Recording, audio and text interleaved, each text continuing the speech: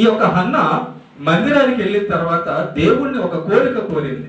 ఏం కోరిక కోరిందంటే, తండ్రి నీవు గాని నాకు ఒక కుమారుణ్ణి ఇస్తే, నీవు గాని నాకు బిడ్డనిస్తే, ఆ బిడ్డను నేను నీకు అప్పగిస్తా, నీ సన్నిధిలో పెరిగేటట్టుగా, నీ వాక్యంలో పెరిగేటట్టుగా, నీ సేవ చేసేటట్టుగా అప్పగిస్తానన్న తీర్మానము తల్లి అయిన హన్న చేసింది దేవుడి దగ్గర. హన్న కోరిక, హన్న ఆలోచన, హన్న బ్రతుకు విధానం చూడండి ఒకసారి. దేవా నువ్వు నాకు బిడ్డనిస్తే నేను నీకు అప్పగిస్తా. అదేంటమ్మా, ఇంటికాడ నీకు తోడుగా ఉంటే డబ్బులు బాగా సంపాదిస్తాడు, నేను ముసలి ప్రాయంలో చూసుకుంటాడు కదా, మందిరానికి ఎందుకు అప్పగిస్తున్నావు, దేవుడికి ఎందుకు అప్పగిస్తున్నావు అని మనలాంటి వాళ్ళు అంటారు.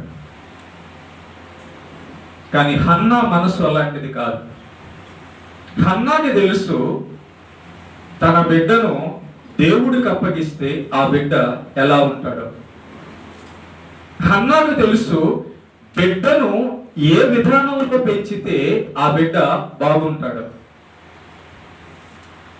హన్నా దగ్గర పిల్లలను మనం ఎలా పెంచాలో నేర్చుకోవాలి.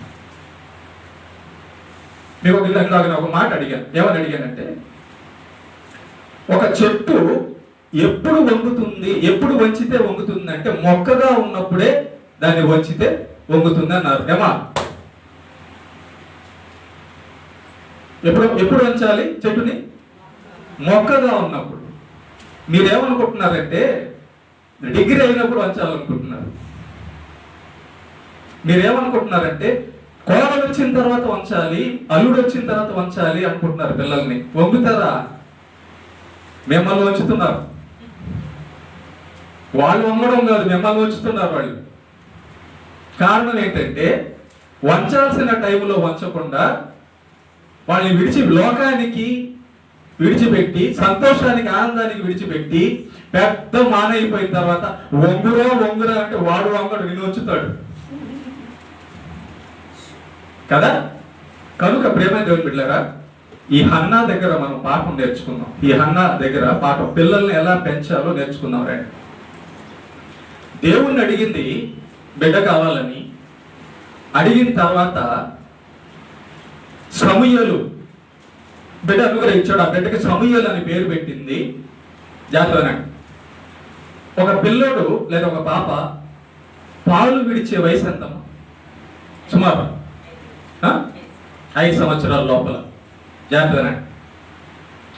ఒక మొక్క వంచాలి అంటే లేతగా ఉన్నప్పుడే, వంగేటప్పుడే, ఒక చెట్టు వంగాలి అంటే ఎటు కావాలంటే అటు తిప్పాలంటే అది లేతగా ఉన్నప్పుడే దాన్ని వంచేయాలి.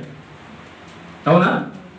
ఈ హన్నా దగ్గర మనం నేర్చుకునే పాఠం ఏంటంటే, సమూయేలుని ఎలా పెంచిందంటే హన్నా లేతగా ఉన్నప్పుడే వచ్చేసింది.